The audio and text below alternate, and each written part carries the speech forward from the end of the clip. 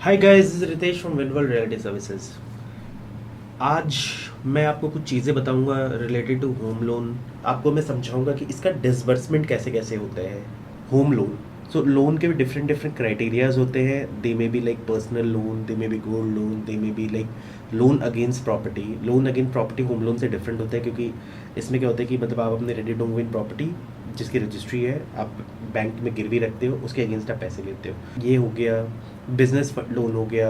सो यहाँ home loan is one जिस जो आप जनरली लेते हो। एक मतलब एक सिक्योर्ड लोन है। या तो आप यू चाहे आप एक अपार्टमेंट या बिल्डर फ्लोर खरीदने में लेते हो, चाहे मतलब इट्स लाइक मतलब लाइक क्या, कोई भी मकान खरीदने के लिए you take a home loan. It may be like ready to move in भी हो सकता है, अंडर कंस्ट्रक्शन भी हो सकता है, ठीक है।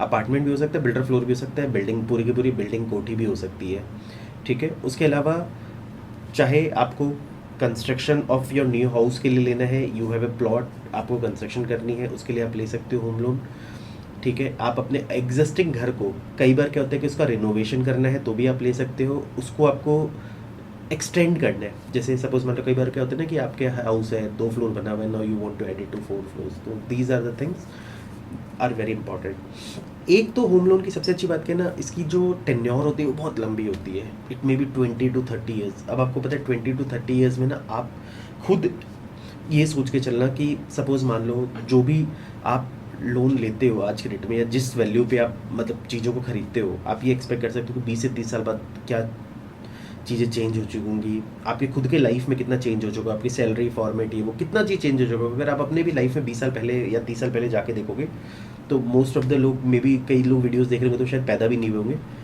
और पैदा हो भी गए होंगे तो शायद वो उस बहुत छोटे होंगे। सो 20-30 साल में यू नो कितनी चीज़ें चेंज हो जाती है। अगर हम दो दो 35 साल मिला दें तो हमारे इंडिया में हिस्ट्री ही इतना ही बड़ा है। सो एक तो सबसे इम्पोर्टेंट क्या होता है, एक तो लोन का जो टेन्योर है वो बहुत लंबा हो सकता है। दूसरी चीज़ क्या होती है कि लोन लेने से ये बेनिफिट होता है कि आज आपको ना एक ज़्यादा फिनेंशियल स्ट्रेंथ देता है। सपोज़ होम लोन की फैसिलिटीज़ अवेलेबल नहीं होती है आज आपके लिए, तो शायद आप इतना अपने आप को इतना फ्री फील नहीं करते कि यार I will buy a house. खास करके जो सैलरीड वाले लोग हैं, इकट्ठे आप पैसे इतने इकट्ठे नहीं कर सकते। बिजनेस वाले भी तो लोन ले लेते हैं, चलो आपके बाकी आप अपने बिजनेस में फोकस कर रहे हो, तो आपको बिजनेस या अपनी लाइफ से बहुत ज़्यादा पैसे वीन आउट नहीं करना होता। सो आपके पास ज़्यादा फिनेंशियल फ्रीडम होती है। दूसरी चीज़ क्या होती है कि लाइक आप एज ए यंगस्टर आप अपने फ्यूचर ग्रोथ को भी प्रोजेक्ट का भी इनकैशमेंट कर सकते हो। सपोज मान लो मेरा कहना है कि आज आपकी सैलरी कुछ भी है, 50,000, 1 लाख, 2 लाख, जो भी हो, 20-30 में भी डबल हो, ट्रिपल हो। सो आज आप एक बैलेंस बना सकते हो कि यार वो जो फ्यूचर में ग्रोथ होना है उस हिसाब से आपने आज चीज़ खरीद ली, तो उस फ्यूचर में आपकी ग्रोथ होनी है, वैल्यू आज आपने बुक कर ली, तो वो वैल्यू का भी एप्रिसिएशन आप उठा सकते हो, ठीक है। दूसरी चीज़ क्या होती है कि ये ध्यान रखना है कि होम लोन के जो रेट ऑफ इंटरेस्ट होते हैं वो सबसे कम होते हैं अगेंस्ट एनीथिंग। चाहे वो आप गोल्ड लोन लेते हो, चाहे आप मतलब पर्सनल लोन लेते हो, चाहे आप मतलब लैप लेते हो, लोन अगेंस्ट प्रॉपर्टी, सबके 1 या 2% ज़्यादा होते हैं। दूसरी चीज़ क्या होती है ना कि जो एक तो उनका टेन्योर भी शॉर्ट होता है, और तीसरी चीज़ क्या होती है कि उनका जो रिकवरी होता है ना वो ज़्यादा टाइट होता है एक्चुअल में। मे बी कल को आप सपोज मान लो कि you have some bad tenure आपके लाइफ में आया है, जो भी एग्जाम्पल मान लो कि कल को सपोज मान लो you have a bad phase in your life, आप होम लोन की रीपेमेंट नहीं कर पा रहे हो, तो शायद आपके लाइफ में इतना ज़्यादा ट्रबल ना दे बैंक वाले अनटिल बाकी चीज़ों को दें। सो ये जो ट्रबल है, मतलब ये भी मैं आपको आगे समझाऊंगा कैसे क्या चीज़ें होती है। सो ये चीज़ें हैं। फिर एक सबसे इंपॉर्टेंट क्या है, आज के रेट में there is no repayment charges, कोई टेन्योर नहीं है। कल को आपके जब के पास भी फंड्स अवेलेबल होते हैं आप चुका सकते हो। आज आपके पास फंड्स नहीं, आपने लोन ले लिया, आफ्टर 6 मंथ्स मान लो आपके उसके फंड्स आने हैं, तो इट्स ओके, आप अपना आराम से पेमेंट कर दो, तो ज़्यादा आपके ऊपर लाइबिलिटी नहीं किसी तरह की। अब क्या होता है ना कि ये तो चीज़ें हो गई जो आपसे रिलेटेड है। अब क्या होता है, देखो आप कुछ एक प्रोजेक्ट खरीद रहे हो, ठीक है। सपोज मान लो you are booking a flat in some project, anything, any builder you know. आज देखो एज ए आप बहुत ही इनएक्सपीरियंस्ड हो बिल्डर के फिनेंसेस को जानने के लिए। सो एक बैंक जो होती है ना, उनकी लीगल टीम होती है, उनके एक्सपर्ट्स लोग होते हैं, दे एनालाइज, क्योंकि उनका बिकॉज दे एनालाइज जिस प्रोजेक्ट के लिए आप ले रहे हो उसके जब प्रोजेक्ट फंडिंग करते हैं वो, तो उससे पहले पता लग जाता है कि फॉर एग्जांपल मान लो प्रोजेक्ट कि बिल्डर की फाइनेंशियल स्टेबिलिटी क्या है, प्रोजेक्ट वाइबिलिटी क्या है, project land and title verification, all licensing verifications. तो मेरा कहना है कि जो भी इनके डॉक्यूमेंटेशंस हैं, चाहे मतलब किसी भी तरह की, मतलब they know about their financial stability, they know जो लैंड प्रोजेक्ट की लैंड है उसमें उसका टाइटल क्लियर है कि नहीं है, वो उसका भी पूरा चेन निकाल लेते हैं। इन्होंने जो भी लाइसेंसेज है वो एट पर प्रॉप गाइडलाइंस के हिसाब से लिए कि नहीं लिए, कोई पेंडिंग तो नहीं है ना, कोई अप्रूवल इन प्लेस ऐसा तो नहीं है ना। सो ये बहुत ज़रूरी होता है, क्योंकि कई बार क्या होता है किसी प्रोजेक्ट में आपको पता लगे इसमें कोई बैंक फंडिंग नहीं कर रहा, सो आप वहाँ हाथ नहीं डालना चाहोगे। So these are the things, तो इससे भी काफ़ी आपको हेल्प करते हैं। ठीक है, फिर आपका सपोज़ मान लो कि ये तो हो गया प्रोजेक्ट से रिलेटेड। अब क्या होता है कि सपोज़ मान लो कल को आप कोई प्रोजेक्ट खरीद रहे हो, they do a seller verification also for you. अब क्या, क्योंकि ये ज़रूरी क्यों है, जैसे आप ऐसे बाहर क्या करते हो एक्चुअल में, आप गए, आपने आप अब आप सोचोगे सेलर का मुझे क्यों वेरिफिकेशन करना है यार, क्या फ़र्क पड़ता है मेरे को, बंदा यार कोई भी है, मेरे को मेरी प्रॉपर्टी बेच दी, मेरे घर में मेरी प्रॉपर्टी आ गई, उसको मैंने पैसे दे दिए, हो गया। तो ऐसा इस तरीके से नहीं चलता है वाली बात एग्जैक्टली। तो कल को आप रीसेल में कोई प्रॉपर्टी खरीदे तो इंडिविजुअल पर्सन का जो वेरिफिकेशन है that is also very important. सब सेलर ऑथेंटिक है कि नहीं है, क्योंकि देखो एक्चुअली क्या यहाँ इशू ये नहीं आता कि पर्सन ऑथेंटिक है कि नहीं, यहाँ कई बार क्या होता है ना, समटाइम्स इट हैपेंस कि प्रॉपर्टी में मतलब दैट प्रॉपर्टी में साउंड एज ए बेनामी, आपको कभी नहीं पता लगेगा। बेनामी वाला पर्सन भी एक बहुत ही नॉर्मल सा बंदा होता है, बैंक्स में नो इट मे भी हो सकता है। कल को सेलर है, कोई क्रिमिनल बैकग्राउंड है, ये चीज़ें हो गई। कल को बहुत सारी ऐसी बातें हो सकती है जो आपको शायद ना पता लगे, जो बैंक डायरेक्टली पता लगा सकती है। जैसे बैंक तो सारे उनके पेपर्स वेरीफाई करेगी कि सारा टाइटल क्लियर है कि नहीं है, डॉक्यूमेंट्स ऑल इन प्लेस है कि नहीं है, कोई ऐसे डॉक्यूमेंट्स तो कोई नहीं है ना जो जिसकी ज़रूरत है। फिर उसके बाद सपोज मान लो, मेरा कहना है कि किसी तरह का कल को मान लो कोई प्रॉपर्टी किसी अटैचमेंट में है, कल को टैक्स फ्रॉड में है। कई बार क्या होता है कि आपको पता ही है प्रॉपर्टी आपने कोई किसके लोन फ्रॉड होता है तो अटैचमेंट में उसकी प्रॉपर्टीज़ होती है, तो कई बार ऐसी चीज़ें होती है, शायद आपको पता नहीं है, वो बेच के निकल जाए, कोर्ट से सेटिंग हो वाली बात है। तो बैंक के पास बहुत सारे माध्यम होते हैं जानने के, जो ऑनलाइन डिटेलिंग्स होती है एक्चुअल में। ठीक है, और कई बार वो प्रॉपर्टी मॉर्टगेज्ड है, बट सिंस उसने वो चीज़ आपको डिस्क्लोज नहीं किया, मे बी उसको ओरिजिनल पेपर नहीं थे, कुछ अलग से एग्रीमेंट साइन किया हुआ है, तो ऐसे करके ना बहुत चीज़ें हो सकती है। कोई फैमिली डिस्प्यूट नहीं है, सेलर का कोई क्रिमिनल बैकग्राउंड नहीं है, ये भी बहुत ज़रूरी है।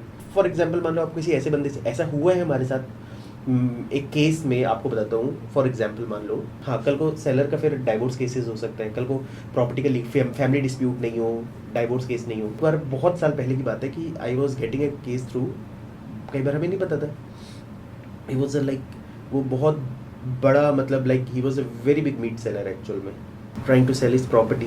तो कोई तरह की प्रॉब्लम नहीं थी उसके पास, किसी तरह का कोई ऐसा अटैचमेंट या कुछ भी नहीं आया था। मतलब उसके साथ क्या था कि मतलब उसके ईडी पीछे पड़ी हुई थी उसके एक्चुअल में, बैंक ने नहीं किया।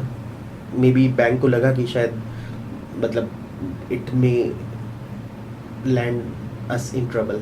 सो मतलब अगर एज अ लेमैन हो तो शायद आप कभी पता ही नहीं लगा पाते। अब ये तो हो गया प्रॉपर्टी टाइटल से रिलेटेड, सेलर के उससे रिलेटेड। एक जो सबसे इम्पॉर्टेंट चीज़ और होती है कि इनकम टैक्स लेने से मतलब सॉरी लोन लेने से आपको इनकम टैक्स में भी बेनिफिट मिलता है। मेरे को जो मोटा मोटा आइडिया है कि यू गेट 10%, जो आपका इंटरेस्ट साल का बनता है उसका 10% जो अमाउंट होता है वो आपके इनकम टैक्स से डिडक्ट हो जाता है एक्चुअल में। तो ये सारी चीज़ें तो आपके बेनिफिट्स हो गई। अब नेक्स्ट थिंग आप ये जानो कि आप अपना एलिजिबिलिटी कैसे चेक करोगे एज ए लेमैन, क्योंकि क्या होता है जब ये प्रॉपर्टी खरीदने का प्लान करते हो तो सबसे पहले you should know your eligibility. तो उसके लिए देखो सबसे सिंपल तो ये है, जस्ट कॉल सम बैंक, कोई ठीक है कि रैंडमली आपने गूगल पे डाला है, कहीं डाला, आपने कॉल किया, मे बी आप वहाँ से आप अपने सारी चीज़, दे विल आस्क अबाउट, आपने फॉर्म भरा, they will ask about the salary and all, ये वो कर के जो भी होता है एग्जैक्टली उसके हिसाब से आपको एक मोटा मोटा टेंटेटिव अमाउंट बता सकते हैं। और और दूसरी चीज़, ऐसे तो आप खुद भी चाहो तो आप क्या करो कि मतलब हर जितने भी बैंकिंग फाइनेंसेस के इंस्टीट्यूट्स होते हैं वहाँ पर ना लोन कैलकुलेटर्स होते हैं, आप सिंपली जाओ, यू पुट योर सैलरी, मतलब सैलरी इन सेंस कि कितना ईजिली EMI आप ईजिली दे सकते हो। सपोज मान लो आपका 1 लाख रुपए की सैलरी, तो हो सकता है 40,000 रुपये आप EMI ईजिली दे सकते हो मंथ का, वो डाल दिया आपने, टेन्योर डाल दिया, कितने टेन्योर पे आप लोन लेना चाहते हो, प्रेजेंट रेट ऑफ इंटरेस्ट डाल दिया, तो एक टेंटेटिव आपको फिगर मिल जाएगा कितने अमाउंट का आप लोन ले सकते हो। ठीक है, बट बैंक से जाना इसलिए जरूरी होता है क्योंकि ये तो हो गए आपके अपने फीचर्स। कल को बैंक ये सोचता है कि नहीं यार आप 40,000 रुपये नहीं दे सकते, मे भी हो सकता है आपके कुछ वैसे चीज़ें हो, या बैंक हो सकता है सोचता है कि आप ज़्यादा दे सकते हो, क्योंकि हो सकता है आज आपके साथ ट्रबल है, कल को आपकी ग्रोथ होने वाली है, तो बैंक की और आपके अमाउंट्स में वेरी डिफरेंस आ सकता है। बैंक आपका क्योंकि बैंक ना बहुत चीज़ें कंसिडर करता है, they consider your age also. कल को आप यंग हो तो बैंक में give you a more amount, आप कल को मिड एज हो या हायर एज हो तो शायद बैंक आपको उतना बैंक थोड़ा कंजर्वेटिव हो, may be they can see कि आपका प्रोफाइल में ग्रोथ है, तो शायद ऐसा हो सकता है कि वो उस तरीके से, मतलब एक नहीं होता कि जज करते हो जैसे आप चीज़ों को, वैसे ही जज करते हैं। शादी करते हो ना किसी से, मतलब सपोज मान लो कि अगर सपोज मान लो दुल्हन के बाप को लगेगा कि यार, लड़की के बाप को लगेगा कि लड़का लाइफ में ग्रो कर सकता है, तो इसके साथ मेरी बेटी का टाई अप करा दो।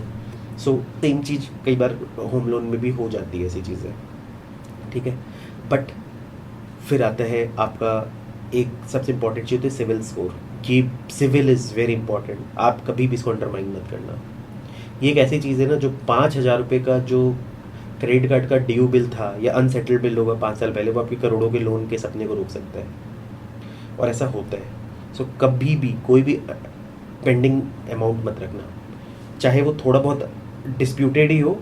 कई बार ऐसे हुए हुए साइबर केसेस में कि मतलब लाइक साइबर फ्रॉड्स भी हुए हुए जहाँ, क्योंकि बैंक क्या करता है उसको एज ए ड्यूज में डाल देते हैं। अब जब तक आप वो सेटल नहीं करोगे, और या उसके कारण आपके क्रेडिट स्कोर हाईली इम्पैक्ट हो चुके हैं, या कल को आपने बैंक से कोई इंटरेस्ट लोन सेटल करा लिया पुराने पास ट्रैक रिकॉर्ड्स में कि यार लोन इतना था बट आपने इसको पेमेंट नहीं की, बैंक लास्ट में सोचा यार जैसे नहीं करते कि यार पीछा छुड़ाने के लिए चलो यार कुछ पैसे दे दो, तो बैंक ने रीसेटलमेंट कर दिया। तो ये सारी चीज़ें मैटर करती है एक्चुअल में।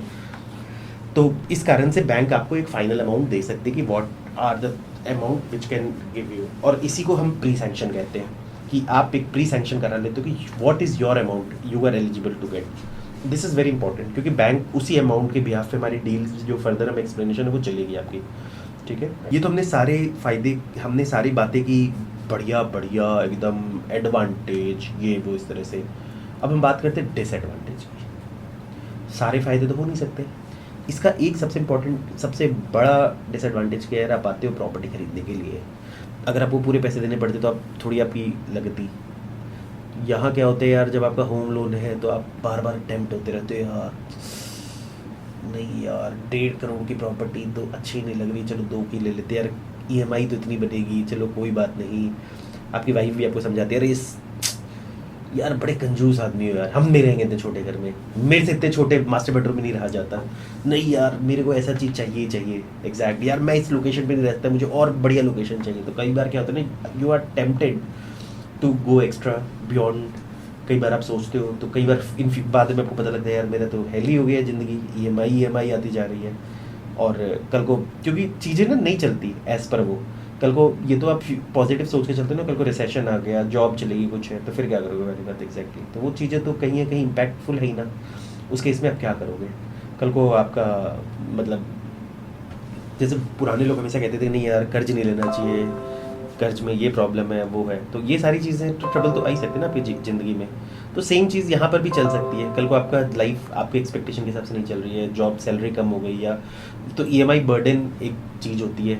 जनरली आप जो लोन लेते हो वो आप लेते हो फ्लोटिंग में, क्योंकि फिक्स्ड जनरली आप नहीं लेते हो। फिक्स्ड और फ्लोटिंग तो डिफरेंस होता है। जब आप होम लोन अप्लाई करते हो तो रेट ऑफ इंटरेस्ट का फ्लोट, फिक्स्ड में क्या होता है, एक रेट ऑफ इंटरेस्ट फिक्स होता है जो आपका फॉर टेन्योर चलेगा, एक होता है फ्लोटिंग, जब भी इंटरेस्ट रेट बढ़ता है घटेगा तो bank will do the same, ठीक है। बट मेरा कहना है जनरली जो हम इंटरेस्ट रेट डिसबर्समेंट होती है वो सारी फिक्स के हिसाब से ही होती, फ्लोटिंग के हिसाब से होती है। फिक्स इसलिए नहीं होती, उसके रेट ऑफ इंटरेस्ट थोड़े ज़्यादा होते हैं, क्योंकि बैंक भी एक्सपेक्ट करते हैं कि 20 साल 30 साल में कई बार इंटरेस्ट रेट बढ़, जैसे अब सपोज मान लो कल इंटरेस्ट रेट कम था, अब बढ़ने वाला है, तो हो सकता है ना कि वो चीज़ें तो कम, तो वो चीज़ें ज़्यादातर आपको मार्केट में फ्लोटिंग ही चलती है।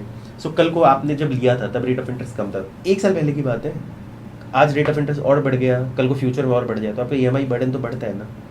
तो ये मिसकैलकुलेशन हो सकती है आपसे होम लोन के इंटरेस्ट में। तीसरी चीज़ है, एक होम लोन से ही रिलेटेड एक चीज़ है, मैं एग्जैक्ट थोड़ा सा इसको मैच करूँगा इस चीज़ से, सबवेंशन स्कीम हाईली मिसयूज्ड चीज़ है होम लोन का। ये सबवेंशन स्कीम में क्या होता है, बैंक बिल्डर आपको एक प्रोजेक्ट बेचते हैं। देखो ये पास्ट में होता था, बहुत हद तक ये चीज़ें से बाहर हो चुके हैं आप। इन पास्ट क्या होता था कि यार सपोज मान लो, मेरा कहना है कि what used to happen, very important आपको बता रहा हूँ क्या, बिल्डर क्या करता था, मतलब आपको कहता था 0 EMI till possession, no EMI till possession, no EMI till 3 years। कई बार वो 400-500 रुपये ऊपर बेच भी देता था। तो इसके कॉन्सिक्वेंसेज एक एग्जाम्पल के साथ मैं आपको बताता हूँ कि क्या हुआ है। एक प्रोजेक्ट था Unitech south park, what they did, market उस टाइम गर्म थी, साउथ पार्क जब बिकता था, ये मैं बात कर रहा हूँ अराउंड 2009 के आसपास की।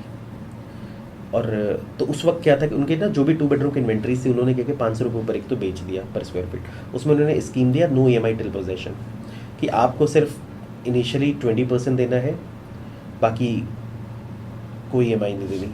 दूसरी तरफ जो उन्होंने बिना सबवेंशन वाले बेचे थे, उसमें क्लियर था कि पेमेंट प्लान था कि लाइक 30% विदाउट कंस्ट्रक्शन, उसके बाद लाइक जब मतलब कुछ होगा तो 35 40 जो भी कंस्ट्रक्शन प्लान होता है। अब उसके बिहाफ पे इन्होंने क्या किया, बैंक से लिया डाउन पेमेंट में पैसे आपके, 95% पेमेंट ले लिया, क्योंकि सबवेंशन था और आपको भी कोई लेना देना, आप बोले यार कितना भी ले ले यार, मेरे को क्या फ़र्क पड़ता है, मेरे को तो EMI देनी नहीं है।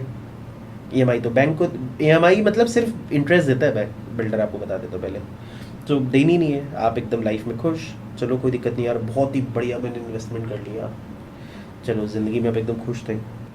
आफ्टर 3 ईयर्स एग्जाम्पल मान लो, क्योंकि जो बैंक और बिल्डर का भी जो वो होता है ना एग्रीमेंट, उसमें से 3 साल का टेन्योर लिखा हुआ होता है, ठीक है। और आप भी जब लोन डॉक्यूमेंट साइन करो, उसमें भी लिखा होता है कि अगर बैंक ने डिफॉल्ट किया तो भैया वो पेमेंट आपको देना है, बैंक उसका जिम्मेवार नहीं है एक्चुअल में, बिकॉज आप ऑलरेडी साइन कर चुके होते हैं। सो साउथ पार्क आज हम बैठे हैं ऑलमोस्ट 2022, 14 साल आगे बैठे हुए, आज भी वो प्रोजेक्ट बना नहीं है। इनफैक्ट नोवेयर कंस्ट्रक्शन स्टार्ट भी नहीं हुआ है, बनना तो बहुत दूर की बात है। वो लोग आज भी EMI दे रहे हैं बैंक को, और प्रॉपर्टी तो है ही नहीं, तो उनके बहुत पैसे डूबे हैं। सो this is one of the miss use. Gurgaon में तो बहुत कम एग्जाम्पल्स मिलेंगे, नोएडा, ग्रेटर नोएडा में तो बहुत ज़्यादा एग्जाम्पल्स मिलेंगे आपको। सो दिस इज़ एग्जाम्पल। अब इसका मिसयूज इसलिए रुक गए, एक तो गवर्नमेंट ने डाउन पेमेंट फंडिंग बंद करवा दी है कि 90% लेके आप नहीं कर सकते एक नए प्रोजेक्ट पे, और दूसरी चीज़ है कि आप वो नहीं कर सकते, क्या बोलते हैं कि मतलब सबवेंशन स्कीम आप नहीं दे सकते, सबवेंशन पे बैन लगा दिया, बट इसका बहुत ही डाइल्यूटेड वर्जन अभी भी बिल्डर बेचते हैं एक्चुअल में। सो अब मैं बात करता हूँ कि अब हम लोन के स्टेप्स की बात करेंगे, तो अब मैं बात करता हूँ कि यार डॉक्यूमेंट्स क्या क्या ज़रूरत होती है। जब आप बैंक में जाते हो अपना प्री सैंक्शन कराते हो, तो आपको किस किस डॉक्यूमेंट की ज़रूरत पड़ती है प्री सैंक्शन कराने के लिए। सो नेचुरल सा बात है, पैन कार्ड, आधार कार्ड तो कंपलसरी है, वो तो आपको आजकल किसी भी ट्रांजेक्शन में देना पड़ेगा। आपको एक प्रॉपर आधार एड्रेस प्रूफ देना पड़ेगा। उसके बाद आपको ना अपना इनकम प्रूफ देना पड़ेगा एक्चुअल में। सपोज मान लो आप जो भी सैलरी कमा रहे हो उसका प्रूफ हो गया, so for that you will give 6 month bank statement, 3 month salary slip, you fear salaried person. देखो सैलरीड वालों की ईजी, लोन लेने के लिए तो ज़िंदगी बहुत ईजी होती है, सेल्फ एम्प्लॉयड वालों का बहुत टफ होता है। ये एक माइंडसेट ऐसा है बैंक्स का, क्योंकि मैं खुद एक सेल्फ एम्प्लॉयड हूँ, तो हमें पता है कि यार प्रोवाइडेड कि मेरा फ्रेंड अगर मुझसे हाफ भी कमा रहा होगा ना, तो शायद वो मुझे ज़्यादा होम लोन अमाउंट ले सकते हैं एज़ कम्पेयर टू, बिकॉज उसके भी बहुत सारे फीचर्स है that I will tell you in further. उसके अलावा आपको 2 साल का IT रिटर्न देना पड़ेगा, मे बी हो सकता है 3 साल का भी देना पड़े। और अगर आप एक सेल्फ एम्प्लॉयड है, तो जैसे सपोज मान लो बिजनेस का क्या बिजनेस एड्रेस क्या है, उसका एग्जिस्टेंस है कि नहीं, मतलब एक होता है ना कि एग्जिस्टेंस का प्रूफ देना पड़ेगा आपको, सारी चीज़ें हैं, क्या प्रोफाइल है बिजनेस का, ठीक है। और इसके अलावा CA का जो बैलेंस शीट होता है, सर्टिफाइड बैलेंस शीट होता है, 2 साल का वो देना पड़ेगा। ये दोनों को देना पड़ेगा, ठीक है। These are the required for the, मतलब जो आपके नॉर्मल डॉक्यूमेंटेशन है जो होती है। थोड़ा सा सेल्फ एम्प्लॉयड वालों को बैंक ज़्यादा परेशान करता है, बिकॉज बैंक पता नहीं सेल्फ एम्प्लॉयड देखते हैं उसको ये लगता है कि यार ये तो पैसे देगा ही नहीं मेरे, और या फिर सेल्फ एम्प्लॉयड, क्योंकि इसके बहुत सारे रीजंस हैं एक्चुअल में जो हम फर्दर डिस्कशन कर लेंगे, ठीक है, क्योंकि फिर नहीं तो video will be like too long actual में। अब मैं बात करता हूँ now start with the pre sanction actual में। अब हम प्री सैंक्शन की बातें करते हैं। सो अब प्री सैंक्शन में जैसे सपोज मान लो कल को देखो 2-3 चीज़ें प्री सैंक्शन में ध्यान रखने वाली बातें, जो भी आपके इनकम स्टेटमेंट ये सब है, सिविल स्कोर, ये सब से एक जब भी आपको एक अमाउंट का डिसबर्समेंट करने की कोशिश करते हैं, एक चीज़ आप ध्यान रखना, बैंक कभी भी होम लोन देते वक्त, या बहुत रेयर केस में इस चीज़ को कंसिडर करते हैं कि यार आपका सपोज आप, मैं स्टोरी सुना तो कि you are buying a property of 1 crore rupees and you just want a loan of 20 lakh rupees. So आप तो 1 करोड़ की पूरी प्रॉपर्टी प्लेज करो बैंक को, तो बैंक कभी ये नहीं सोचता कि नहीं यार मैं इस प्रॉपर्टी को बेच के 20 लाख रुपए रिकवर कर लूँगा in case of non repayment, in case of मतलब रीपेमेंट इज़ नॉट देयर, ठीक है, या लोन डिफॉल्ट्स। बैंक ये सोचता है कि नहीं यार आपकी एलिजिबिलिटी होनी चाहिए कि आप 20 लाख रुपए दे सको, बैंक को इसी चीज़ से मतलब है। बैंक इस केस को अपने पास नहीं रखता कि यार कल को उसको बेचना पड़े, प्रॉपर्टी को रिकवर करना पड़े, क्योंकि इट्स वेरी डिफ़िकल्ट।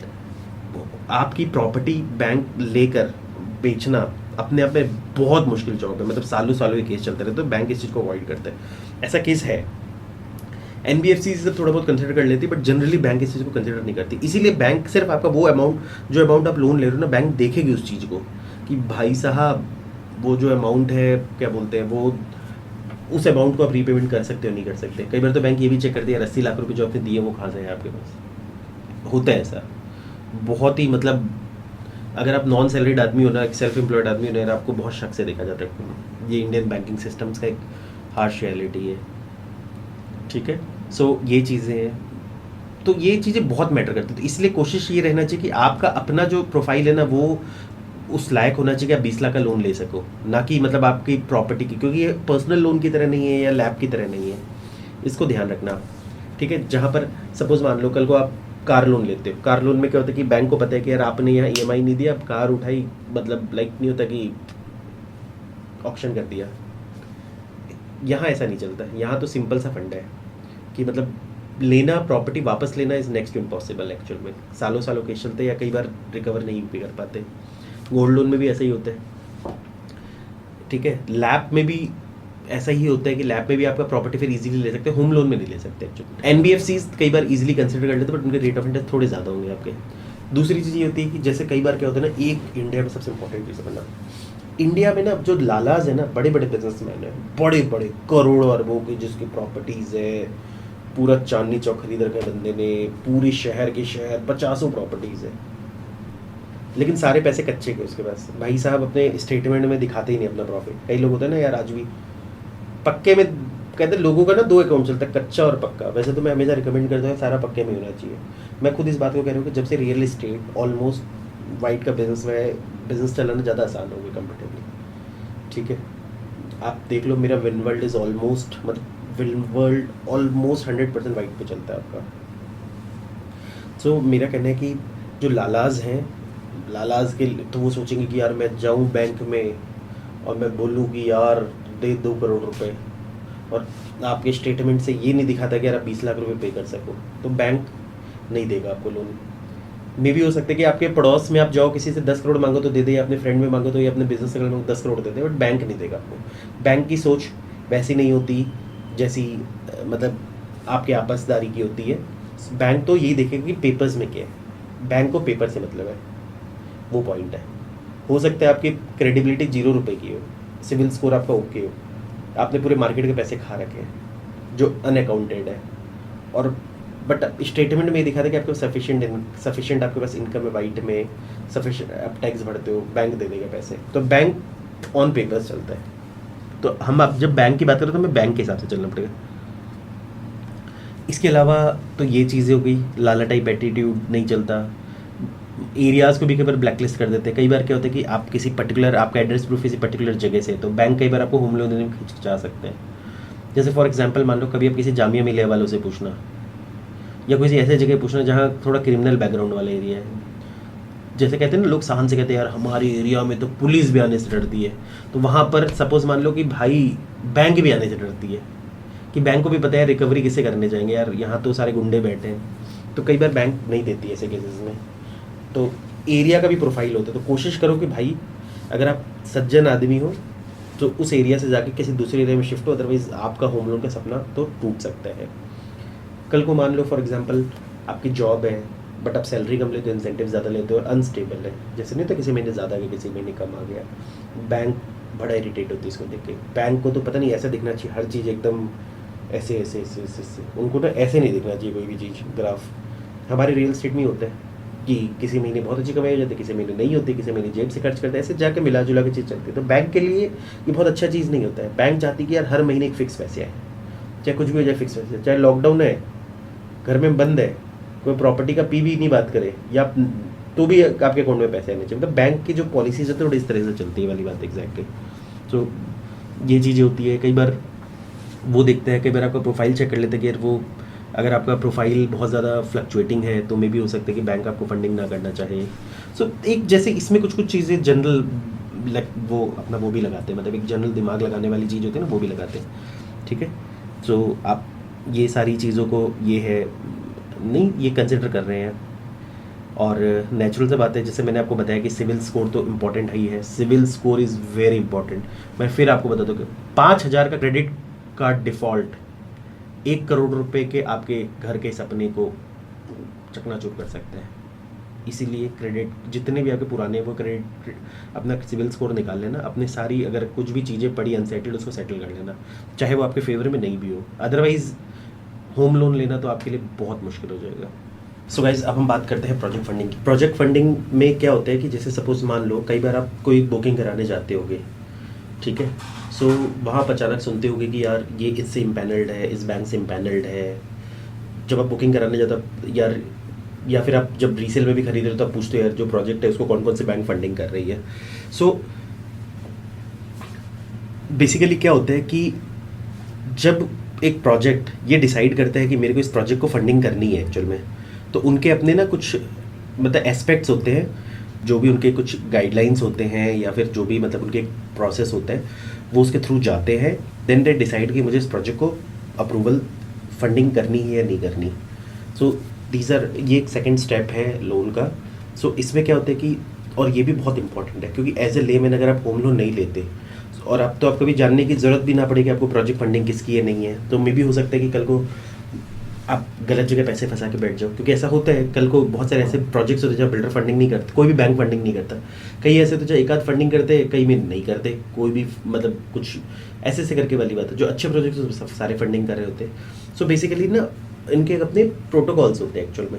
सो वो प्रोजेक्ट फंडिंग के लिए क्या क्या, प्रोजेक्ट फंडिंग करने से पहले कि मतलब लाइक, क्योंकि सपोज मान लो जिस पर्टिकुलर प्रोजेक्ट में आप ले रहे हो तो उनको, क्योंकि बैंक को मैंने फिर कहा कि बैंक हमेशा ये, बैंक की होम लोन में ये कोशिश रहती है कि वो पूरी की पूरी फुल रिकवरी आपसे ले। अब सपोज मान लो प्रोजेक्ट कल को डिफॉल्ट हो जाता है, so it is more likely कि आप इंस्टॉलमेंट ना दो।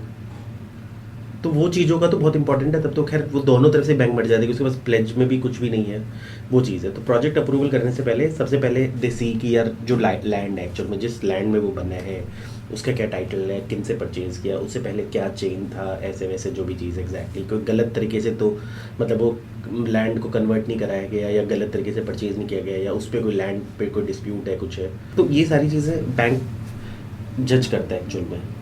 जैसे सपोज मान लो एज अ पर्सन शायद आपके पास इतना चीज़ें पता ना हो, उनके लॉयर्स होते प्रॉपर, वो बिल्डर के लॉयर से मिलते हैं, उनसे सारे डॉक्यूमेंटेशन लेते हैं, जो भी अप्रूवल्स उन्होंने लिया है इन प्लेस है कि नहीं है, चाहे वो नक्शे का अप्रूवल हो, मैप्स का, कोई भी floor plan, height, environmental clearance, जो भी, और एंड ऑफ द डे जो रेरा अप्रूवल्स है, तो स्टेट, म्यूनसिपैलिटी, लोकल अथॉरिटी, जितने भी तरह के अप्रूवल्स है, जोग्राफिकल अप्रूवल्स है, उन्होंने वो चीज़ ली है कि नहीं ली है।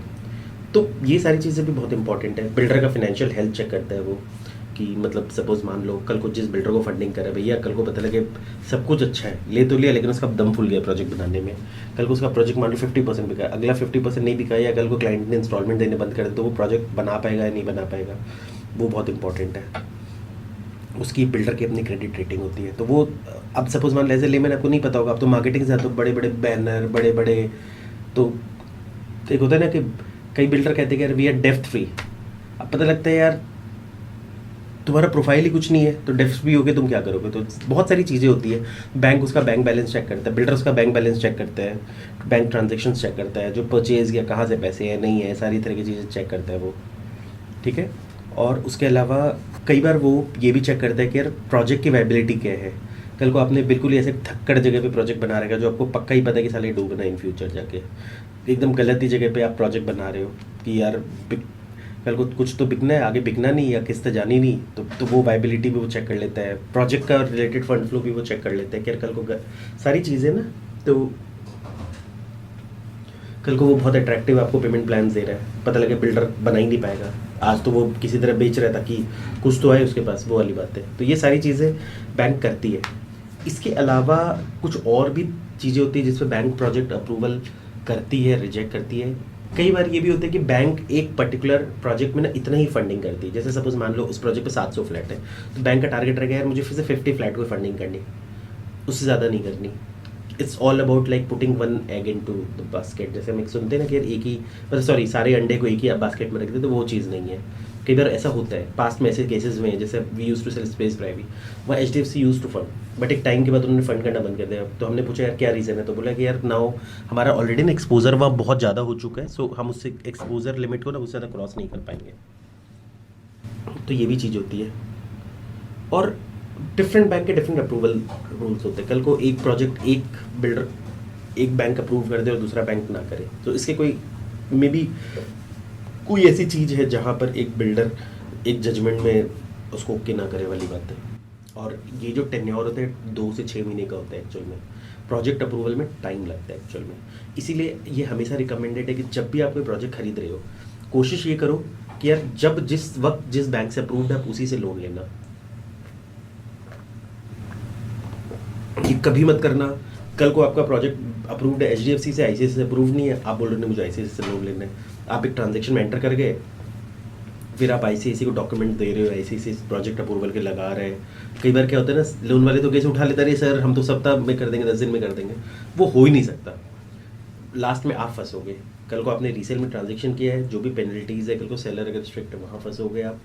प्रोजेक्ट है, अगर आपने इंस्टॉलमेंट बिल्डर को टाइम पे नहीं दिया तो वहाँ पे भी आप फंसोगे, सीधी बात है। सो बी फ्लेक्सिबल, या तो आप अपना लोन अभी फिलहाल ले लो जिससे भी मिल रहा है, बाद में अपना लोन स्विच ओवर कर लो जो भी आपका फेवरेट बैंक है, मे भी हो सकता है, बट या फिर आप मत लो उस प्रोजेक्ट को कल अगर आपका फेवरेट बैंक फंडिंग नहीं करा तो। बट ये गलती आप मत करना, क्योंकि लोग ऐसा करते हैं। गुड़गांव में ना लोग हर तरह की गलतियाँ करते हैं एक्चुअल में। सो ये चीज़ है। अब हम बात करते हैं कि सपोज मान लो, मेरा कहना है कि ये तो हो गई एक तरह की चीज़ें। अगर आप रीसेल में ले रहे हो तो नेचुरल तो पता है सेलर की भी वेरिफिकेशन होगी। सेलर की वेरिफिकेशन का मैंने आपको बता ही दिया है कि मतलब वाई इट इज़ इम्पॉर्टेंट, ठीक है। अब बात करते हैं आगे की। अब ये जो टॉपिक है, जो थर्ड फेज में हम आ गए, that is disbursement, that is the most important. ये वीडियो अब ना यहाँ से आप समझ लो कि ये ज़्यादा इंपॉर्टेंट है, क्योंकि अभी तक जो भी मैंने दिया था दे वर वेरी जनरल। ये आपको ना ऑफनली कहीं पर ऑनलाइन आप 50 इन्फॉर्मेशन लोगों को मिल जाएगी। जो ये प्रॉपर डिसबर्समेंट वाला केस होता है ना, या तो एक थॉरो बैंकर ही आपको दे सकता है, वो भी जिनका प्रॉपर एक्सपीरियंस हो, या फिर एक वही बंदा दे सकता है जो रियल एस्टेट मार्केट में और जो इस ट्रांजेक्शन को करा चुका है। देखो गाइस, आपको बता दो क्या, मेरे जो भी वीडियोस होते हैं ना, उसके कंटेंट ऑनलाइन बहुत बार अवेलेबल इसलिए भी नहीं हो सकते क्योंकि वो कंटेंट हम आउट ऑफ एक्सपीरियंस बनाते हैं, जो हम डे टू डे देखते हैं। सो अब डिसबर्समेंट करने से पहले ना you will have to know 4 cases actual में। एक तो there can be 4 cases. Case 1 कि you are buying under construction property directly from the builder.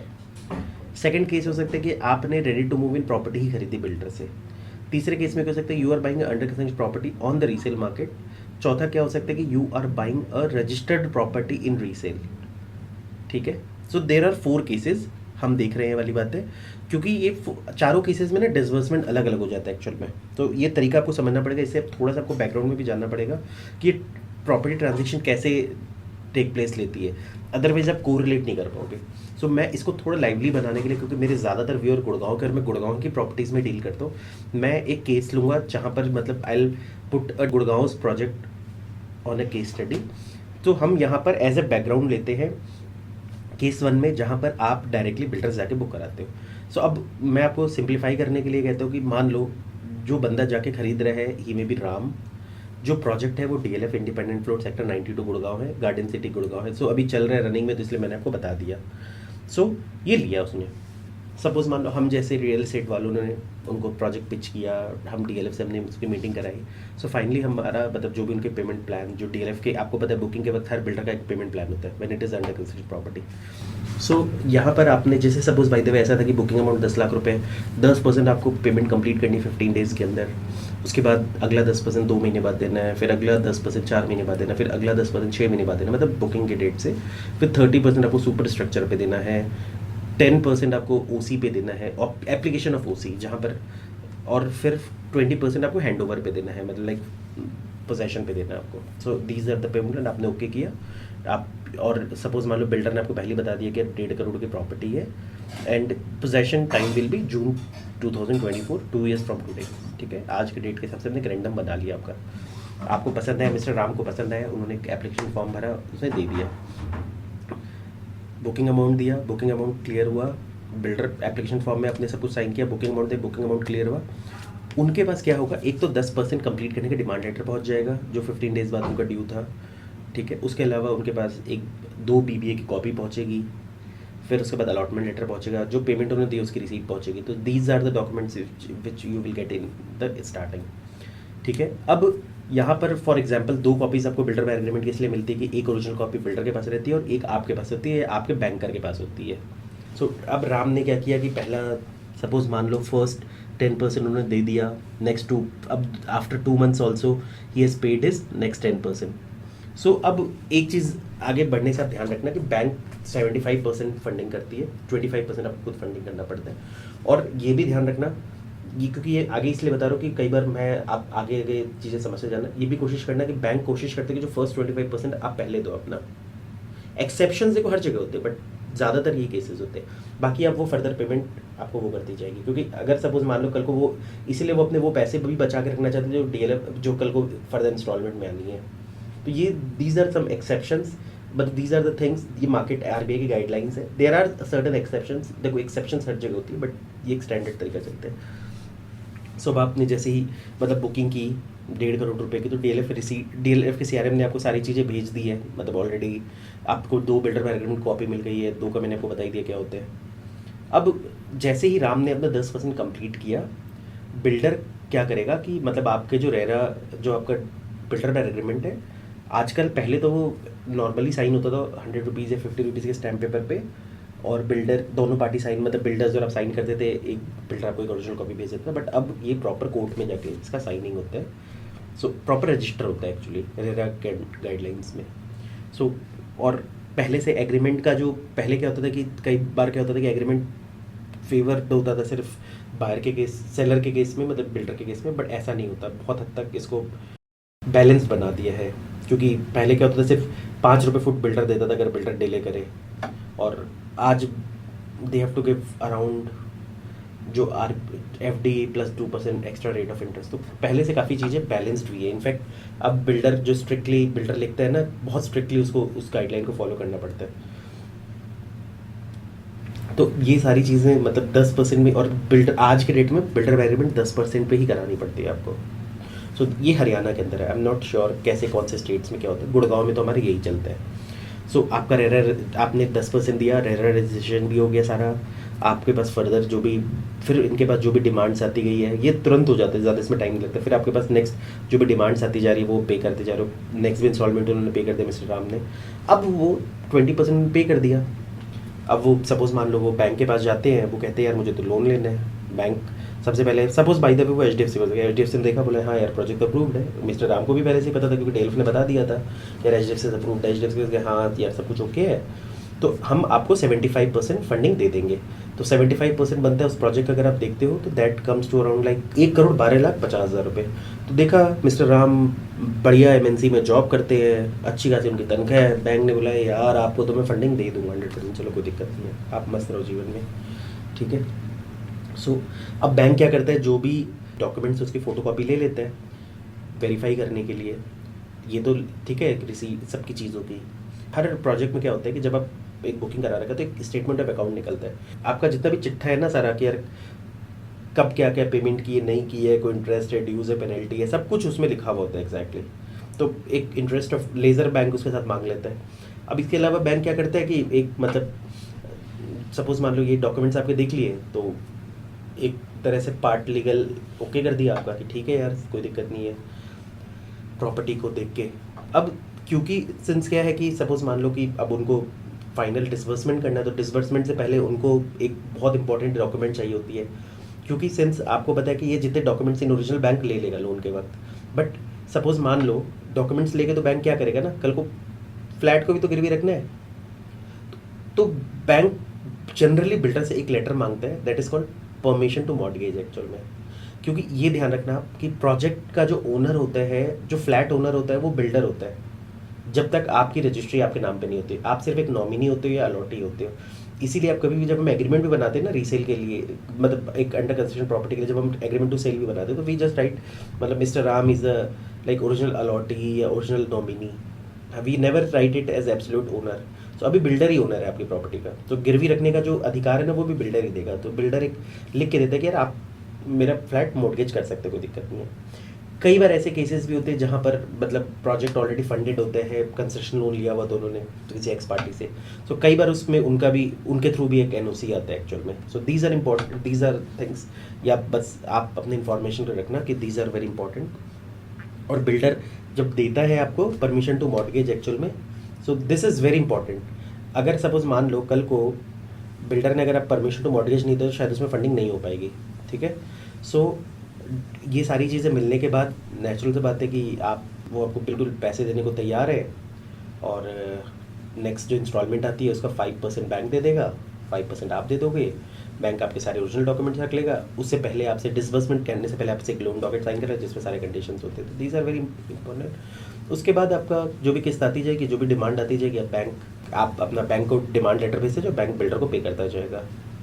Possession आती है, उसके बाद रजिस्ट्री होती है, रजिस्ट्री के दिन बिल्डर आ जाएगा, मतलब सॉरी बैंक आ जाएगा, बैंक आपके ओरिजिनल कन्वेंस डीड कहते हैं, जो फर्स्ट रजिस्ट्री होती है from builder to buyer, that is called conveyance deed. उसके बाद it's becomes a sale deed actual में, जब आप किसी को फर्दर बेचते हो तो वो आपका ओरिजिनल ले जाएगा। और इसी तरीके से नेचुरल से बात है, आप हमेशा के लिए प्लेज्ड रहते हो जब तक आपने लोन नहीं दिया, ठीक है। सो ऐसे चीज़ें चलती रहती है, फिर आप अपना रीपेमेंट करते रहते हो कई सालों, और सारे ओरिजिनल डॉक्यूमेंट जैसे कि मैंने आपको बता ही दिया कि दे कीप इट, तो आपके पास कुछ होता नहीं है खास। पेमेंट रिसीट्स होती है, तो क्योंकि फर्दर आप सपोज आपके पास by the way further payment receipts भी आते हैं, ओके, जो मेन चीज़ें हैं वो उन्होंने ऑलरेडी रख ली आपसे। ये चीज़ें इस तरीके से है। अब हम आते हैं 2024 में, जहाँ आपको मिल गई पोजेशन, रजिस्ट्री आपकी हो गई बिल्डर ने, ठीक है। तो जुलाई 2024 में मिस्टर राम ने अपने पोजेशन ले ली, रजिस्ट्री ले ली, और बिल्डर ने सब कुछ ओरिजिनल रख लिया। अब हम आते हैं नेक्स्ट केस में, मिस्टर राम उस प्रॉपर्टी को बेच देते आगे। सो इस केस में हम ये केस आ गया कि जहाँ पर a person is buying a property on the resale, क्योंकि सिंस इट्स लाइफ चीज़ें चेंज होती रहती है। ये तो मिस्टर राम ने ऐसा सोचा था हम करेंगे, बट राम के अपने कुछ और प्लान्स थे। राम ने सोचा कि नहीं यार, हमें तो मे भी हो सकता है कि प्रॉपर्टी बेचनी पड़े, मे भी हो सकता है उनको ईएमआई का बर्डन हो, दूसरे शहर में शिफ्ट होना हो, बड़ा घर चाहिए, उनको लगता हो यार अब घर तो बड़ा चाहिए यार। तो अब यहाँ पर चीज़ें फिर आप समझने वाली बात एग्जैक्टली। सो अब हम सपोज बात करते हैं आज से 1.5 साल आगे का। So we reach around December 2023। Ram property बेचने के लिए तैयार है। मार्केट वैल्यू के हिसाब से हम जैसे किसी एजेंट ने उसकी डील करा दी 1.80 CR में। नेचुरल सी बात है कि अगर आप प्रीमियम में प्रॉफिट की बात करें तो he is getting 1.30 lakh rupees premium, जो भी उन्होंने पे किया है उस हिसाब से। अगर आप देखोगे तो सपोज मान लो कि सपोज हम एक एजम्पशन करते कि 1.5 साल में, क्योंकि नेक्स्ट 70% की इंस्टॉलमेंट आ चुकी है सुपर स्ट्रक्चर की, सो ऑलरेडी राम और उसके बैंकर ने मिला के 1.05 CR दे दिया है, जिसमें से बैंक ने 75 लाख दिया और राम ने 30 लाख रुपए दिए हैं अपनी जेब से। हम ये चीज़ों को कंसिडरेशन करें, बाकी पेमेंट 45 लाख रुपए का बैलेंस है। सो एक पूरा सीन हमने पेमेंट प्लान बनाया कम्प्लीटली, आप देख सकते हो। इसका एक एग्रीमेंट टू सेल होता है, वो भी मैं आपको दिखा दूंगा, ठीक है। अब देखो इसमें ना डिफ चेंजेस यहाँ पर क्यों ये थोड़ा सा कॉम्प्लिकेटेड मैटर हो सकता है वाली बात है। अब आप एक चीज़ ध्यान रखना, अब क्या होता है कि सपोज मान लो मेरा कहना है कि जैसे मिस्टर राम है, वो उनको प्रॉपर्टी बेचनी है, सपोज उनके पास एक बायर भी लग गया था, सपोज मान लो उनका जैसे मिस्टर श्याम है, इज अ बायर, वो लग भी गए थे श्याम, ठीक है। बट अब क्या होता है कि सिंस देखो अगर किसी ने प्रॉपर्टी खरीदी है तो वो अपने नाम पे टाइटल भी ट्रांसफर करवाएगा। अभी फिलहाल जब तक प्रॉपर्टी रेडी नहीं है तब तक जो ट्रांसफर, जब जो title transfer that is why transfer, DLF एक ट्रांसफर प्रोसीजर के through from Ram to Shyam वो ट्रांसफर करते हैं। बट वो ट्रांसफर में क्या सिस्टम होता है कि आपको जितने भी आपके ओरिजिनल डॉक्यूमेंट्स इशू किए गए उसी डॉक्यूमेंट्स को डीएलएफ आपको इंडोर्स करता है आपकी पार्ट और वो आगे देता है। अब जब आपको ओरिजिनल डॉक्यूमेंट चाहिए, ओरिजिनल डॉक्यूमेंट तो बैंक के पास है, तो उसको छुड़ाएगा कौन? बैंक तो बोलेगा भैया मेरे पैसे दे दो, ले जाओ वाली बात है। और एनओसी भी चाहिए होती है, क्योंकि बिल्डर को ये बात पता होता है, क्योंकि परमिशन टू मॉर्गेज उन्होंने दिया है, तो बिल्डर को पता है आपका प्रॉपर्टी लोन पे है, सो दे ऑल्सो नीड एनओसी कि आपका प्रॉपर्टी फ्री हो चुका है, तभी आप ट्रांसफर लगा सकते हो। सो गाइज अब यहाँ आते हैं type of transactions which happens. There can be 3 cases. 75 lakh रुपए का अमाउंट है, 1,80,00,000 में डील हुई है। जनरली आपको पता है एग्रीमेंट में 10% लोग देते हैं। अब 3 केसेस आते हैं, या तो मिस्टर राम के अकाउंट में इतने पैसे पड़े हैं, वो भाई साहब जाएंगे अपने बैंक को अपनी पेमेंट करेंगे, अपने पेपर्स छुड़ाएंगे और ट्रांजेक्शन आगे थ्रू करेंगे। ये तो बहुत इजी काम है। दूसरे केस में क्या हो सकता है कि यार मिस्टर श्याम में भी हो सकता है कि लोन अमाउंट थोड़ा कम लेना चाहते हो, so what he will do is कि यार वो श्याम राम को पैसे देंगे कि यार तू एक काम कर, ये पकड़ पैसे, तू अपना पेपर छोड़ा, फिर हम बाकी के ट्रांजेक्शन करते, या तो मैं या मेरे बैंक करेगी। थर्ड केस में क्या होता है कि लोन ट्रांसफ़र हो जाता है, वो मैं आपको समझा दूँ कैसे क्या। फर्स्ट 2 केसेस की अभी हम फिलहाल बात करेंगे, ठीक है। बट सेकंड केस में प्रॉब्लम क्या है, कई बार लोग सोचते हैं यार मैं इतना एक्सपोजर क्यों करूँ एग्रीमेंट में, why I should take the risk, वो वाली बात है। कोई माउंटेन ड्यू वाला तो हिसाब है नहीं कि यार हमारे मिस्टर राम कहीं उनका मन खराब हो गया, वो कहेंगे यार सारे पैसे घपले कर लो, तो यार नेचुरल सी बात है। आपको पता है इंडिया में कितने दिन तक केसेस चलते, तो वाई, तो कई बार ना आप उस रिस्क से बचने के लिए आप इतने पैसे नहीं देना चाहते स्टार्टिंग में। सेकंड केसेस गुड़गांव में कम होते हैं, फर्स्ट और थर्ड केसेस ज़्यादा होते हैं कंपेटिवली, ठीक है। या फिर क्या होता है, म्यूचुअल होता है कि कुछ पैसे उसने दिए, कुछ एग्रीमेंट में मिलाया जुला के होता है वाली बात एग्जैक्ट। बट हम यहाँ तीनों स्ट्रेट फॉरवर्ड केसेस की बात कर रहे हैं। सेकंड केस में श्याम ने दिया, नेचुरल उसको पैसे मिले, बाकी वो करवाए। थर्ड केस में लोन ट्रांसफर होता है। तो अब हम बात करते हैं फर्स्ट और सेकंड केसेस की, जहाँ पर राम के पास पैसे थे, राम ने दिया या फिर रमेश ने वो किया, तो एक सब उस केसेस में अब पॉइंट क्या है, सपोज मान लो रमेश को बैंक लोन लेना है, जब उसने बुकिंग की थी। अब यहाँ पर क्या सिस्टम होता है कि यहाँ पर अब क्या होता है कि दो पार्टीज इन्वॉल्व है, बिल्डर इन्वॉल्व है ही, और सपोज मान लो मेरा कहना है कि वो इन्वॉल्व है, सेलर भी इन्वॉल्व है। सो सबसे पहले तो आप रमेश जिनसे भी लोन लेगा, he has to make sure कि that project is approved from that bank, maybe he takes from the ICICI bank, या कल को HDFC से लेता है। सो इस केस में सिंपल है, राम ने अपने प्रॉपर्टी पेपर्स फ्री करा के लिए है। बिल्डर को, बैंक को क्या चाहिए होता है एक्चुअल में, बैंक को चाहिए होता है जो भी राम के डॉक्यूमेंट्स थे स्टार्टिंग में, तो आप सारी की फोटो कॉपीज दे दो उनको, ठीक है। और एग्रीमेंट टू सेल जो आपने किया है दोनों के बीच में, उसका ओरिजिनल कॉपी दे दो, जो 100 रुपीज़ के स्टैम्प पेपर मिलते हैं, जहाँ पर सारे पॉइंट्स कंडीशन सारे लिखे हुए होते हैं। उसके बिहाफ पे बैंक अपना जो भी सैंक्शन वाला काम करते हैं, लीगल का भी काम करते हैं। लीगल का मतलब एक कंडीशनल लीगल कर देता है वो, फाइनल लीगल वो तभी करता है जब वो इन एक्चुअल सारी चीज़ें ओरिजिनल डॉक्यूमेंट देखता है। तो कल को बैंक से आने में भी टाइम लगेगा, तो बैंक एक बार डिसबर्समेंट से पहले जस्ट एक बार देख लेते हैं कि हाँ यार सारे ओरिजिनल ओके, कोई इशू नहीं है, उससे पहले वो फोटोकॉपी से काम चला लेता है। तो अब इस केस में मतलब लाइक, क्योंकि इस केस में क्या बोलते हैं, उसने जो भी था, अब सपोज मान लो सारा कुछ 1,80,00,000 रुपये की डील हो रखी है, वो सारा कुछ वेरीफाई कर लेते हैं, सेलर के भी जो भी KYCs एंड डॉक्यूमेंट सारे कुछ उसको मिल गए हैं, ओके है सब कुछ, उसने अपना वेरीफाई कर लिया है, उसके हिसाब से लीगल ओके है। अब दो चीज़ उसको चाहिए बैंक को। अब सपोज मान लो, नेचुरल तो बात है कि यार ये प्रॉपर्टी ट्रांसफ़र होनी DLF के रिकॉर्ड्स में, तो DLF उसको ट्रांसफ़र करेगा कि नहीं करेगा, कल को DLF ट्रांसफ़र ही नहीं करना चाहता, तो उस केस में they need a transfer permission. Actual में ये बहुत इंपॉर्टेंट है, एक NOC वो कहते हैं, वैसे ध्यान रखना NOC। तो NOC में दो चीज़ें होती है, एक तो ट्रांसफ़र परमिशन होता है, और दूसरा होता है कि वही मॉर्टगेज करने का जो राइट है आपका।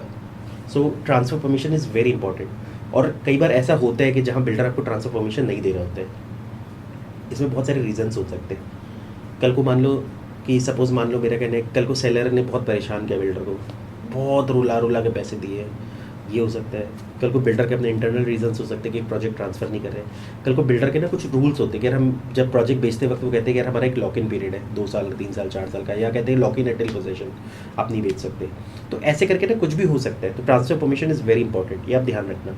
सो कई बार क्या होता है कि जब भी आप प्रॉपर्टी खरीदने जाओ ना, आप बिल्डर से जाके वेरीफाई कर लेना है, आप ट्रांसफ़र कर रहे हो ना प्रॉपर्टी, बाद में ऐसा तो नहीं मैंने एडवांस दे दिया, पता लगे ट्रांसफ़र ही नहीं करे प्रॉपर्टी। तो it's very important, transfer permission चाहिए ही चाहिए।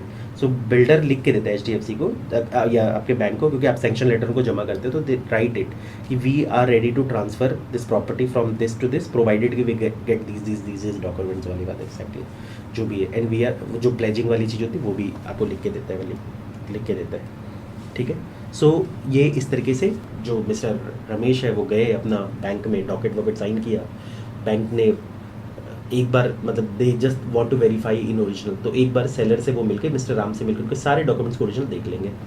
उसके बाद बैंक ओके हो जाते हैं। बैंक उसका जो भी आफ्टर डॉकेट बैंक उसका एक चेक बना लेता है, बैंकर्स चेक होता है एक्चुअली, हम उसको DD भी कह सकते हैं। सो वो बैंक डायरेक्टली किसी को सेलर को हैंड ओवर नहीं करता है, वो बिल्डर के ऑफिस में आते हैं ट्रांसफ़र के वक्त।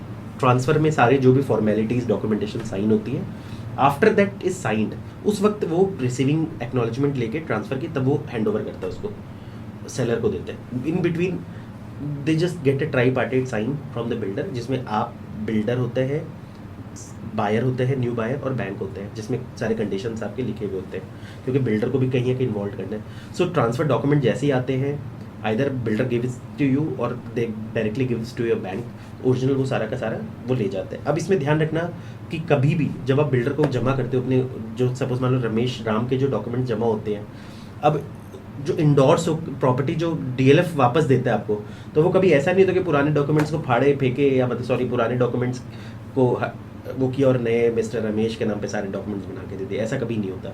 यहाँ ये होता है कि सब कुछ राम का ही डॉक्यूमेंट होगा, सेम वैल्यू, सेम सब कुछ, सेम जो भी उनको इशू के सेम वो चीज़ होगी, जितनी रिसीट्स राम को इशू की गई थी वो सेम रिसीट्स वैसी होगी।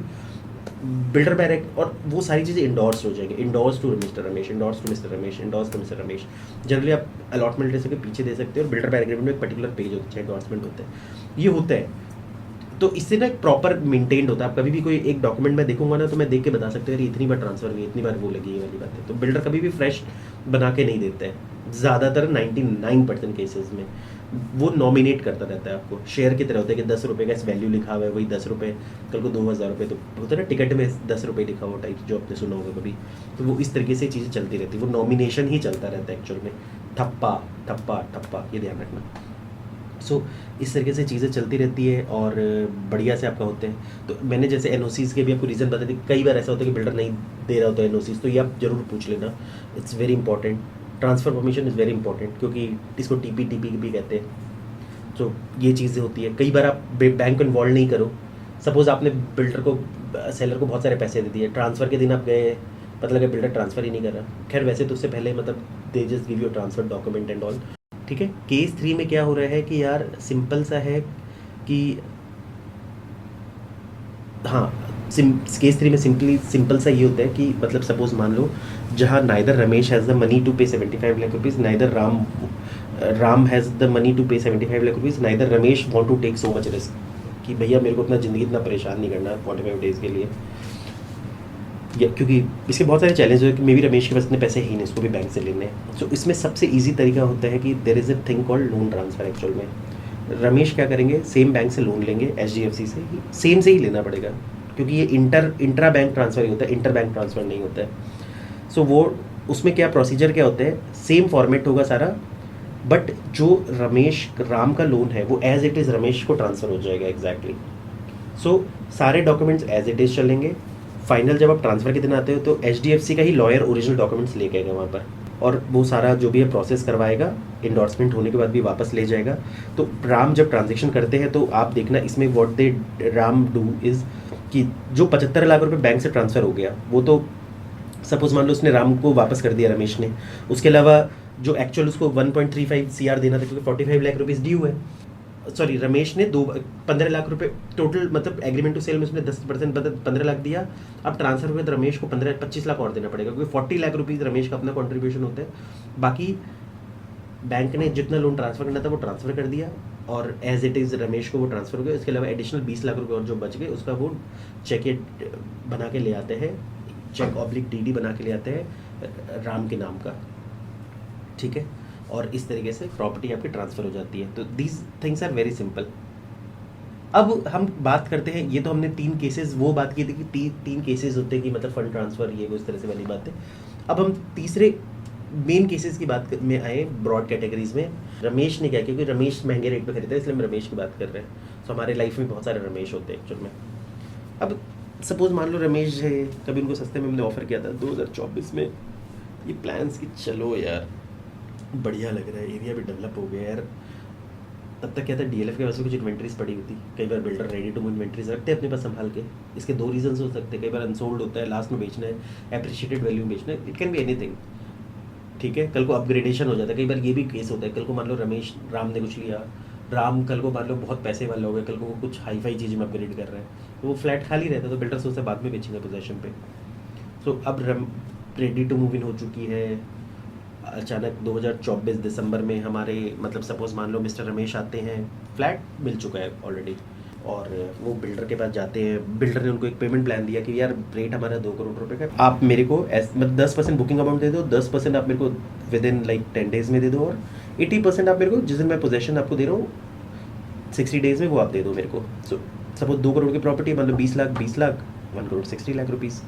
अब इसमें क्या होगा कि भाई 10% देगा, रेरा रजिस्ट्रेशन होगा सारा, इस पे आपको बिल्डर आपको payment receipt, allotment letters, builder by agreement, सारी चीज़ें देगा, जो सारी मतलब पुरानी मैंने डिस्कशन की उसके हिसाब से देगा वाली बात एग्जैक्टली। अब रेरा रजिस्ट्रेशन हुआ, नेक्स्ट 10% और दे दिए इन्होंने, सपोज मान लो जो मिस्टर रमेश है, ठीक है, और इसके बाद अब आ गया पोजेशन का टाइम। तो 60 डेज़ बाद जब बिल्डर आपको पोजेशन लेटर ऑफर देता है, सो फाइनल डिमांड देता है, तो उस टाइम आप 1,60,00,000 रुपये दोगे। अब दोगे तो सही, बट इसमें पैसे होने भी तो चाहिए, क्योंकि आपने बैंक को इन्वॉल्व किया है। अगर रमेश ने बैंक लोन नहीं लिया होता तो सीधा दे देता, पेमेंट हो गया, पोजेशन लेता, उसके बाद अपनी रजिस्ट्री कराता 10 दिन 15 दिन 1 महीने बाद। बट यहाँ आपने बैंक को इन्वॉल्व किया, क्योंकि रमेश जी के पास इतने पैसे थे नहीं। सो नेचुरल बात है, फर्स्ट इंस्टॉलमेंट तो देनी पड़ेगी, क्योंकि 20% पेमेंट है। अगली 5%, 80 में से 5% उनका कॉन्ट्रीब्यूशन होगा, बाकी बैंक देगा। सो एक 1,50,00,000 रुपीज़ बैंक देगा, 10 लाख रुपये मिस्टर रमेश देंगे। सो वो क्या करेंगे, सारी चीज़ें जो भी इनके पास डॉक्यूमेंट्स आई है, सारी चीज़ें बैंक को सबमिट करेंगे, बैंक वेरीफाई करेगा अपना सारा कुछ। यहाँ ज़्यादा आई थिंक बहुत सी जो कि यहाँ ज़रूरत नहीं पड़ती है, जैसे सपोज मान लो कि I think permission to mortgage की ज़रूरत नहीं पड़ेगी, क्योंकि वो रेडी टू मूव ही नहीं होने वाली है।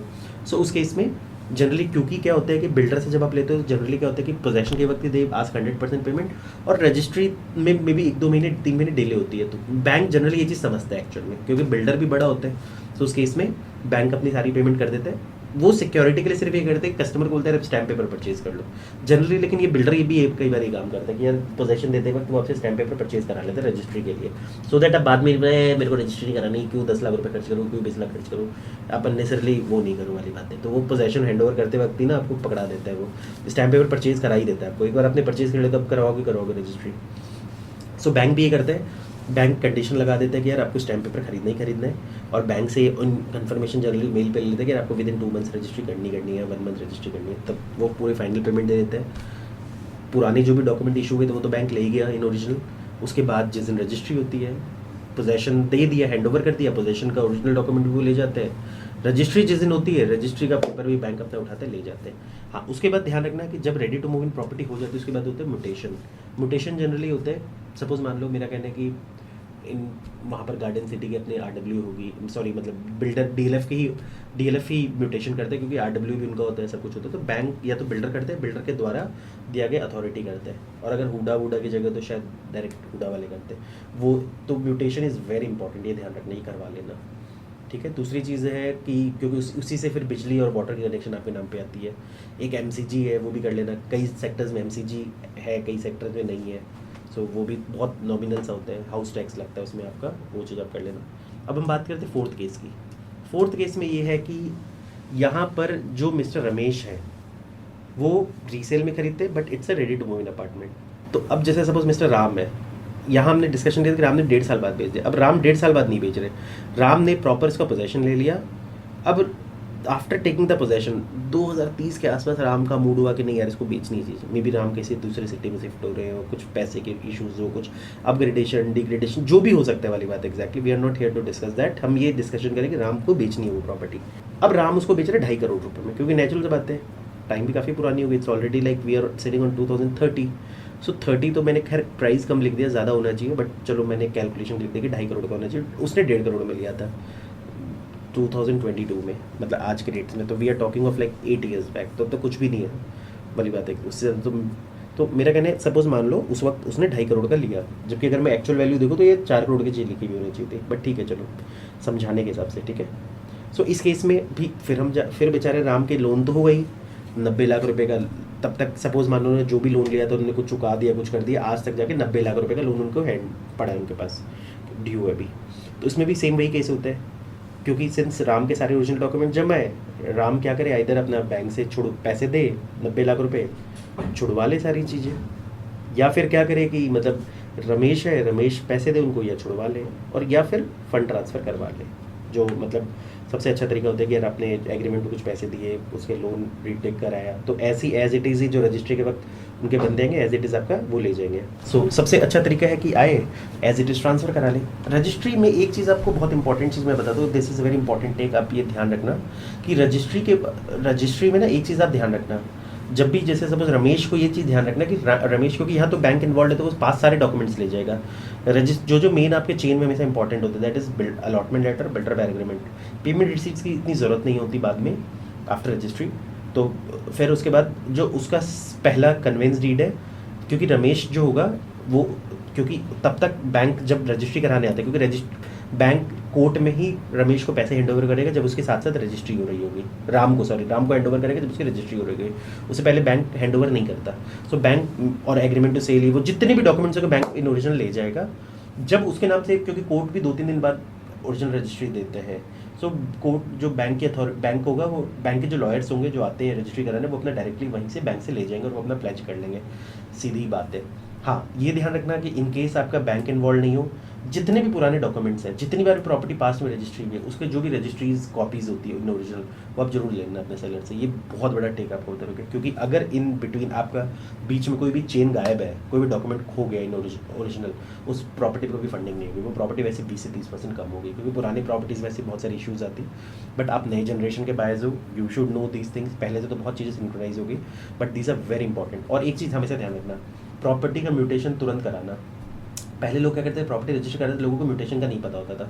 सो ये ध्यान रखना, सेलर से जब रजिस्ट्री के वक्त ही जो भी म्यूटेशन से रिलेटेड डॉक्यूमेंट्स है वो साइन करा लेना, क्योंकि ज़्यादातर म्यूटेशन के कुछ ऐसे डॉक्यूमेंट्स होते हैं जो कोर्ट में ही मतलब उसके फुल्ली फोटो खिंचानी पड़ती है, तो बाद में सेलर पेमेंट लेने के बाद कल को आए ना आए तो आपका म्यूटेशन तो अटक जाएगा ना। तो वो आप जरूर करा लेना, ये मेरा बहुत इंपॉर्टेंट टेक आपको बता रहा हूँ कि ये मतलब आप, ठीक है। तो म्यूटेशन की जो भी फॉर्मेलिटीज़ है, हर जगह की म्यूटेशन की फॉर्मेलिटीज़ होती है। डीएलएफ की प्रॉपर्टी तो उसके अलग फॉर्मेट हो सकते हैं, सुशांत के लोग के तो उसका अपना फॉर्मेट हो सकता है। आप थोड़ा सा एफर्ट करके, दो your broker will do the job, but आप भी एफर्ट करके क्या करना कि मतलब जस्ट कॉल सुशांत लोग बिल्डर या डीएलएफ, आप थोड़ा सा म्यूटेशन के डॉक्यूमेंट्स खुद मंगाना, साथ में मंगाना, क्योंकि वो फॉर्मेट अलग हो सकता है, उनको फॉर्मेट भी गलत है तो वो बिल्डर एक्सेप्ट नहीं करेगा उस चीज़ को। वो करा के आप प्लीज़ उसको साथ साथ ही करा लेना। ऐसे गलतियाँ पास्ट में लोगों ने की हुई है, आज तक प्रॉपर्टी के म्यूटेशन अटके हुए हैं। कल क्योंकि कल को मान लो सेलर बायर का डिस्प्यूट हो गया था, अब सेलर को बोलो को साइन करने को बोलता करना ही नहीं मेरे को, भागे यहाँ से। तो ऐसी चीज़ें आपकी प्रॉपर्टी फंस जाएगी दोनों भी में। तो this is a very important thing, क्योंकि बाद में बिजली पानी का कनेक्शन आपके नाम पे नहीं होगा तो प्रॉपर्टी का टाइटल आपके नाम पे अधूरा रह ही जाएगा। So guys, here and up my video. I think video has been long. मतलब काफ़ी चीज़ें मैंने एक्सप्लेन की है, कुछ चीज़ें अगर छूट गई तो कमेंट में लिख देना, I try to explain you. Thank you guys.